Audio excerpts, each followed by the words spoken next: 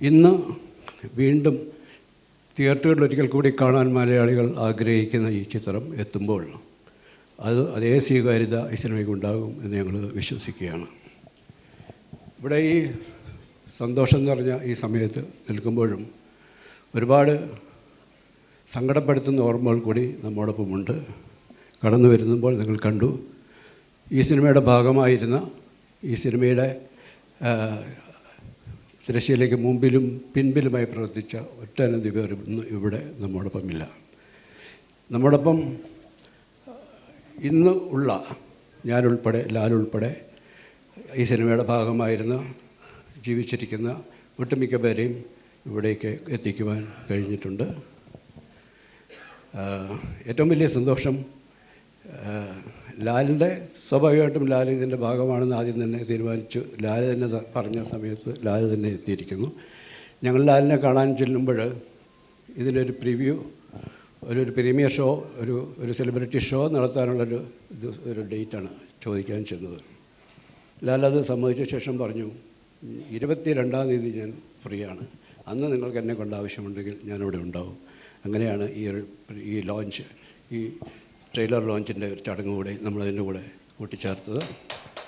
അപ്പോൾ ഒരു പൂ ചോദിച്ചപ്പോൾ ഒരു പൂക്കാലം തന്നു എന്ന് പറയുന്നത് പോലെ അദ്ദേഹം ഇതിൻ്റെ ഭാഗമാണ്. എത്രമാത്രം ഹൃദയത്തിലേക്ക് അദ്ദേഹം ഈ സിനിമയെ ചേർത്ത് വെച്ചിരിക്കുന്നു എന്നുള്ളത് നമുക്കെല്ലാവർക്കും അറിയാം. ഞാൻ അവിടെ ലൊക്കേഷൻ ചെന്നിട്ട് ഇതിൻ്റെ ഇന്ന് റിലീസ് ചെയ്യാൻ പോകുന്ന ട്രെയിലർ കാണിച്ചപ്പോൾ അദ്ദേഹം ഓരോ സീനുകളും ഓരോരുത്തരെയും കാണുമ്പോഴൊക്കെയും അദ്ദേഹം അതിനോട് കാണിക്കുന്ന ഒരു ഇമോഷണലായിട്ടുള്ളൊരു റിയാക്ഷൻസ് എന്നെയും ഞങ്ങളെല്ലാവരെയും വല്ലാതെ സ്പർശിക്കുകയുണ്ടായി. മറ്റൊരു സന്തോഷം ഒരുപക്ഷെ ഈ സിനിമയുടെ നായിക ഇവിടെ എത്തിച്ചേർന്നു എന്നുള്ളതാണ്. ഞാൻ പാർവതിയെ വിളിക്കുമ്പോൾ ഈ ഒരു ചടങ്ങിലേക്ക് പാർവതി എത്തുമെന്നുള്ളൊരു പ്രതീക്ഷ എനിക്കുണ്ടായിരുന്നില്ല. കാരണം ദീർഘകാലമായി സിനിമയുമായി ബന്ധപ്പെട്ട ഒരു പ്രോഗ്രാമുകളിലും പാർവതി പ്രത്യക്ഷപ്പെട്ടതായി കണ്ടിട്ടില്ല. എങ്കിലും ഞാനത് പറഞ്ഞപ്പോൾ ഒരു 5 മിനിറ്റ് കഴിഞ്ഞ് എന്നെ തിരിച്ചു വിളിച്ചിട്ട് പറഞ്ഞു, ഞാൻ ടിക്കറ്റ് ബുക്ക് ചെയ്യുകയാണ്, ഞാൻ വരുന്നു എന്നുള്ളത്. അതും വലിയ സന്തോഷം. അങ്ങനെ സേതുമാധവൻ്റെ ദേവിയും ഇവിടെ എത്തിയിരിക്കുന്നു.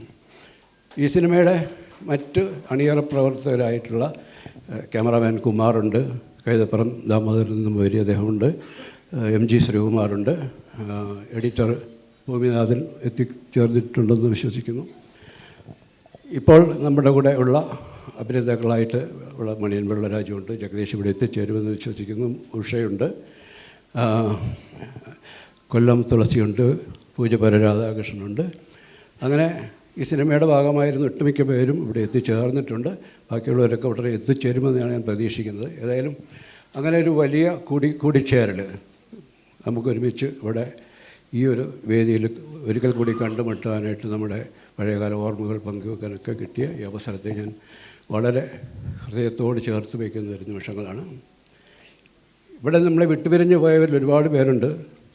തിക്കുറിശി ചേട്ടനും ശങ്കരാടി ചേട്ടനും ഒടുവിൽ ഉണ്ണികൃഷ്ണൻ ചേട്ടനും ശ്രീനാഥ്, മുരളി, തിലകൻ ചേട്ടൻ, പൊന്നമ്മ ചേച്ചി, ഫിലോമിന ചേച്ചി, കനകലത, ഒരുപാട് പേര്, ജോൺസൺ മാസ്റ്റർ. എന്നെ വ്യക്തിപരമായിട്ട് എനിക്ക് സങ്കടപ്പെടുത്തുന്നത് ഒരാളുടെ അഭാവം ലോഹിതദാസിൻ്റെതാണ്. ലോഹി ഇവിടെ ഉണ്ടായിരുന്നെങ്കിൽ എന്ന് ഞാൻ വല്ലാതെ ഇപ്പോഴും മോഹിക്കുന്നു. ലോഹിയുടെ ആ ഒരു അസാന്നിധ്യത്തെ നികത്തുവാനായിട്ട് അദ്ദേഹത്തിൻ്റെ 2 മക്കളും ഇവിടെ എത്തിച്ചേർന്നിട്ടുണ്ട്. ഈ വേദിയിലേക്ക് ഇനി വിളിക്കേണ്ടത് ലോഹിയെ ആയിരുന്നു. ലോഹിക്ക് പകരം ലോഹിയുടെ മക്കളെ 2 പേരും ഞാൻ ഇങ്ങോട്ടേക്ക് ക്ഷണിക്കുകയാണ്. ഹരികൃഷ്ണൻ ലോഹിതദാസ്, വിജയശങ്കർ ലോഹിതദാസ്. ഇതാണ് ഞങ്ങളുടെ കുഞ്ഞുണ്ണി, ഇത് ഞങ്ങളുടെ ചക്കര. ഞങ്ങൾ കിരീടത്തിൻ്റെ ലൊക്കേഷൻ ആദ്യം പാലക്കാട് ഭാഗത്താണ്, ചിറ്റൂരാണ് ഉദ്ദേശിച്ചിരുന്നത്. അപ്പോൾ ലൊക്കേഷൻ കാണാൻ പോയി വരുമ്പോഴൊക്കെ ലോഹി വല്ലാതെ ഒരു ടെൻഷനിലാണ്. കാരണം ലോഹിയുടെ ഭാര്യ ഗർഭിണിയാണ്, പ്രസവം അടുത്തിരിക്കുന്നു, ഏത് ദിവസവും പ്രസവം സംഭവിക്കാം.